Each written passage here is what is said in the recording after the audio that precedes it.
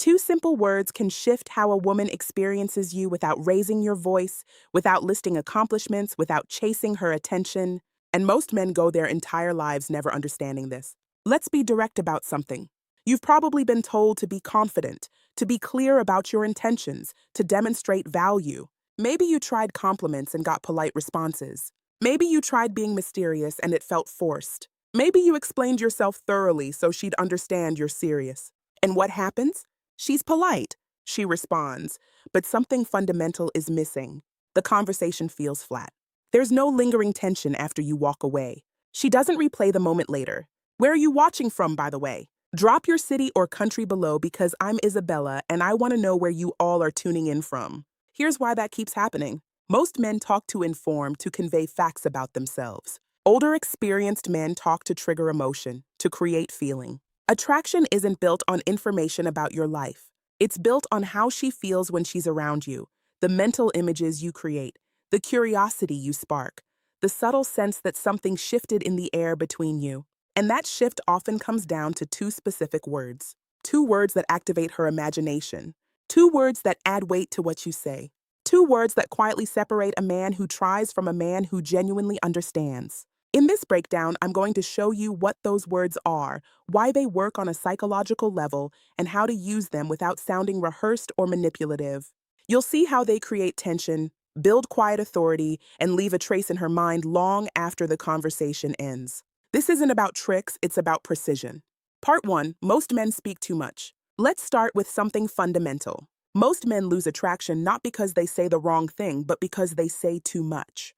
They explain too much, they qualify too much, they feel silenced too quickly, and every additional sentence lowers the tension that attraction requires. Here's what typically happens. A man meets a woman he's interested in. He feels that spark, and instead of slowing down, he accelerates. He talks about his career in detail. He explains why he's different from other men. He lists his hobbies and interests. He clarifies his intentions explicitly. He believes more information equals stronger connection. But attraction doesn't grow through information transfer. It grows through emotional experience. Let me give you a concrete scenario.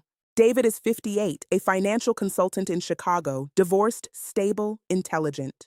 He meets Angela, 53, confident, socially active, emotionally perceptive. On their first dinner together, David wants to make a strong impression. So he talks about his investment philosophy, about lessons learned from his divorce, about his travel history, about what he's looking for in a relationship. Angela listens politely.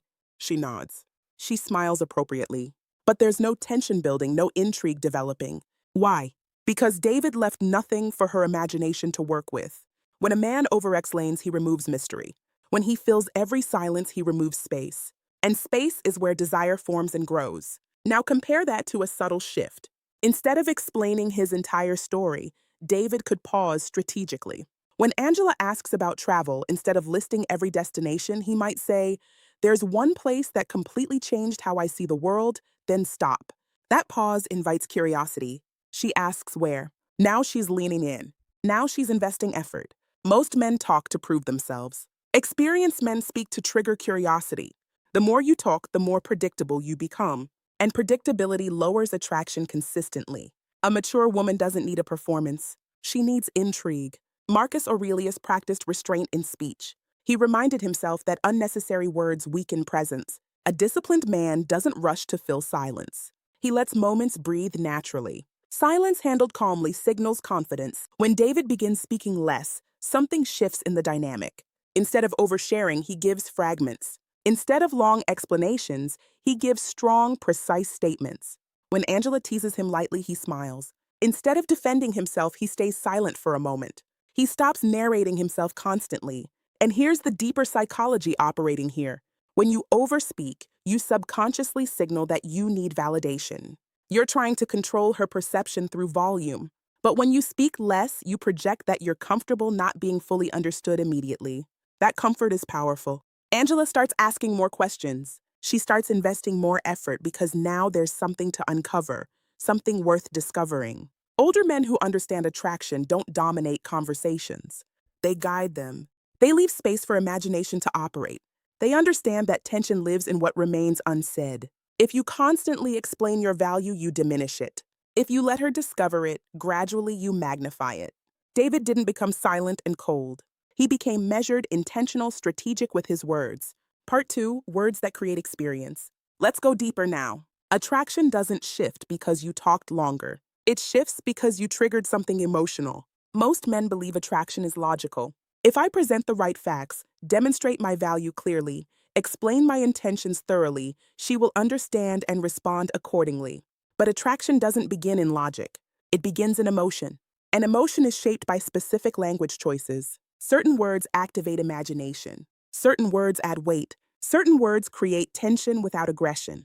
That's the difference between talking at her and actually moving her emotionally. Marcus Aurelius reminded himself that the soul becomes colored by its thoughts. Words influence thought. Thought shapes feeling. Feeling creates attachment. When you understand that chain, you stop speaking casually. You start speaking deliberately. Most men use purely descriptive language. I had a good trip. That restaurant was nice. I enjoy spending time with you. These statements are safe, they're factual, and they're completely forgettable. Words that shift attraction create experience in her mind.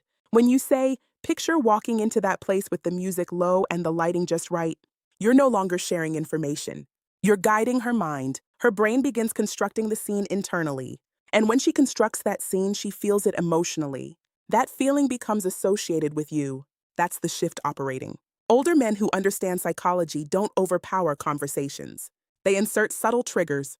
They understand that imagination intensifies emotion far more powerfully than explanation ever could. Now let's examine the second layer, authority. There's another category of words that change attraction. Words that give structure. Words that provide reasoning. Words that anchor intention clearly. When you add a reason to a statement, even a simple one, the message gains weight and authority. Let's grab coffee, since there's something I think you'd appreciate. That word since gives direction. It signals intention. It communicates that your suggestion isn't random or impulsive. Epictetus taught that we must examine impressions and respond with reason. When your words carry reason, they carry gravity, and gravity is attractive. Most men speak impulsively. They say what feels right in the moment without filter. But the Stoic man chooses language carefully. He doesn't ramble without purpose. He selects words deliberately. Here's the deeper psychology operating. Imagination stimulates curiosity. Reason stimulates trust. When you combine curiosity and trust, attraction stabilizes and deepens. Curiosity creates tension. Trust creates safety. That balance is powerful. When a woman feels curiosity without safety, she experiences anxiety. When she feels safety without curiosity, she experiences boredom. The right words create both simultaneously. Part 3, the first word, picture. Now we arrive at the first word. And before you dismiss this, stay with me because used correctly, it changes everything fundamentally. The word is picture. Simple, ordinary, almost too basic. But used correctly, it transforms conversations. Most men speak in pure facts. I went to Italy. That restaurant was excellent. You'd like my hometown. That kind of language reports information. It keeps everything flat and surface level. The moment you say picture, you stop reporting and start directing her internal experience. You enter her mind. Let me show you what this looks like practically. Michael is 60, semi-retired, owns a small consulting firm in Portland. He's dating Claire, 55, cultured, well-traveled, emotionally intelligent. They're discussing travel over dinner. Old version of Michael says, I took a train through the Alps once. It was beautiful, nice, safe, forgettable. Instead, Michael pauses slightly and says, picture yourself on that train. Mountains outside the window, quiet cabin, just the sound of the tracks. Now something shifts. Claire's eyes narrow slightly. She's not just listening anymore. She's experiencing it mentally. That's the fundamental difference. When you say picture, you create a mental experience and the brain responds to imagined experience in ways similar to actual experience. Emotion activates, sensation activates, curiosity activates. And here's the key principle operating. When she feels something during that moment, her brain links that feeling directly to you. Michael continues calmly. Picture us getting off in a small mountain town where nobody's rushing. He doesn't overdo it. He doesn't force romance prematurely. He simply opens a doorway. Claire smiles. That actually sounds incredible. Notice what happened. He didn't sell himself. He sold an experience, a scene she could feel. Older men who understand attraction know that women connect through emotional imagery. They don't need volume. They need vivid experience. Now here's where many men go completely wrong. They use picture in ways that feel pressured or heavy. Picture us together forever. That's too much. That's premature. The key is light, intriguing imagery. Another example, Michael and Claire are discussing food. Instead of saying, "You'd like this restaurant," he says, "Picture walking into a place where they know your name and bring your favorite wine without asking." Now he's creating feelings of exclusivity, warmth, familiarity. Marcus Aurelius understood that perception shapes experience. When you guide perception, you guide emotion. And when you guide emotion calmly, you guide attraction.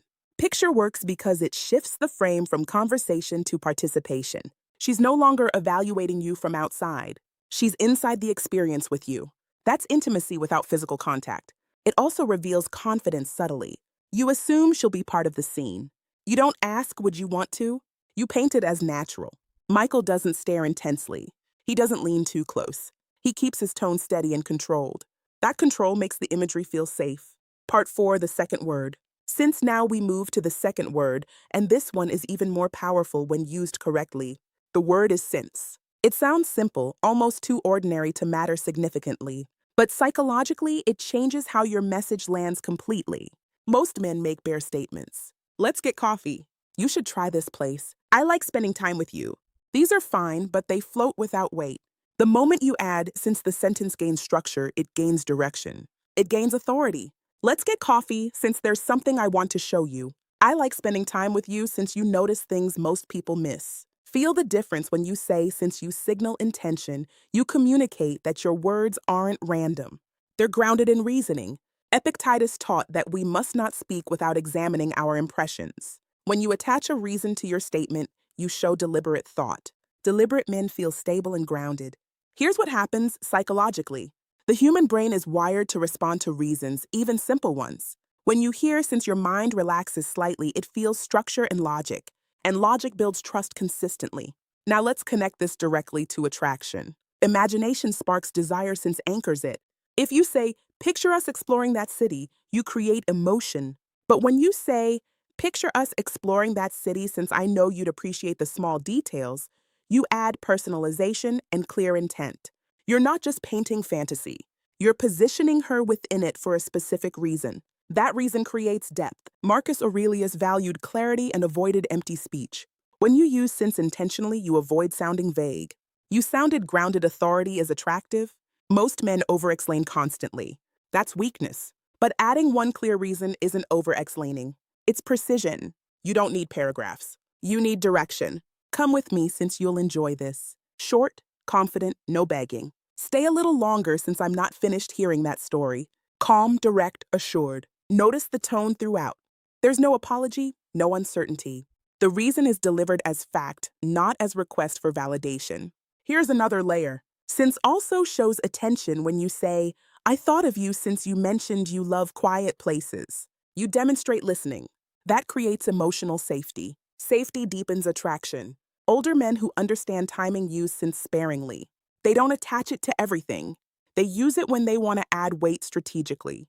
Part 5, combining both words. Now we bring both words together. Imagination creates desire since gives that desire a reason to stay and deepen.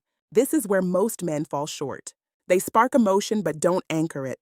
Or they give logic but don't ignite feeling. When you combine both, attraction deepens and stabilizes. Let me show you how this plays out practically. Anthony is 59, owns a design firm in Seattle. Confident, measured, doesn't talk excessively. He's dating Melissa, 54, independent, socially experienced, cautious but curious. One evening, they're walking along the waterfront after dinner. The air is cool, lights reflecting off the water. Anthony doesn't say something generic like, "This is nice." Instead, he says calmly, "Picture sitting out here later this summer when the nights are warmer." She smiles slightly. She can see it mentally. Then he adds, without overdoing it, "Since you strike me as someone who actually appreciates quiet moments like this." Now the shift happens. The first part activated imagination. The second part personalized it. He didn't just invite her into a scene. He attached meaning to her presence inside it.